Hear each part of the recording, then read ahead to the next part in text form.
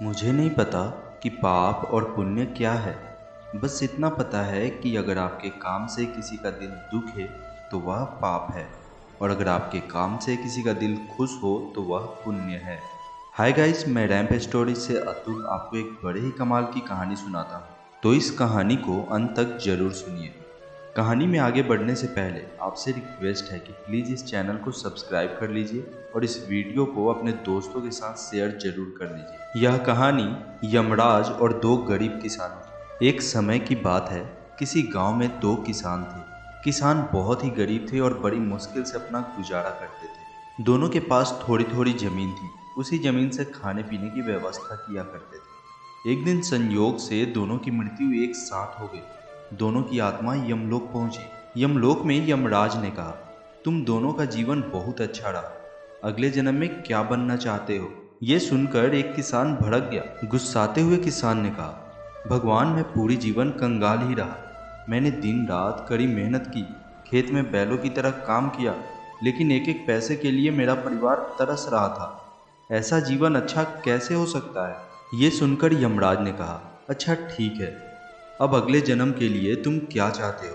किसान ने कहा, भगवान, मुझे अगला जन्म ऐसा दीजिए कि मुझे कभी भी किसी को कुछ देना ना पड़े, मुझे चारों तरफ से पैसे ही पैसे मिले। यमराज ने तथास्तु कह दिया और दूसरे किसान के पास गया। दूसरे किसान ने कहा, भगवान, आपने मुझे सब कुछ दिया था, अच्छा परिवार, थोड़ी सी जमीन जिससे मैं अपने और अपने परिवार का पालन कर रहा था। जीवन में बहुत ही सुख और शांति थी। बस एक ही कमी थी कि कभी कभी मैं मेरे घर आए भूखों को खाली हाथ लौटा देता था, क्योंकि मेरे पास उन्हें देने के लिए कुछ नहीं होता था।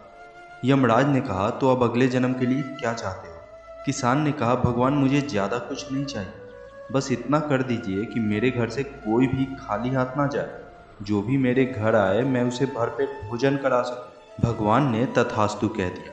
दोनों किसानों का अगला जन्म हुआ। एक किसान जो गुस्सा कर रहा था वह गांव का सबसे बड़ा भिखारी बना।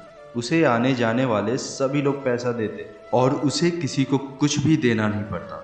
दूसरा किसान जो था वह गांव का सबसे धनवान आदमी बना। उसके घर से कोई भी खाली हाथ नहीं जाता था। वह धन धान्य देकर सभी की मदद करता था। छोटी सी कहानी है, लेकिन ये कहानी हमें सबसे बड़ी बात सिखाती है। भगवान ने हमें जितना दिया है उसमें हमें संतुष्ट रहना चाहिए। समय अच्छा या बुरा नहीं होता, हमारी सोच ही उसे अच्छा या बुरा बनाती है। सोच सही होगी तो हम बुरे समय में भी सुखी रह सकते हैं, जैसा कि दूसरा किसान अपने जीवन में खुश था।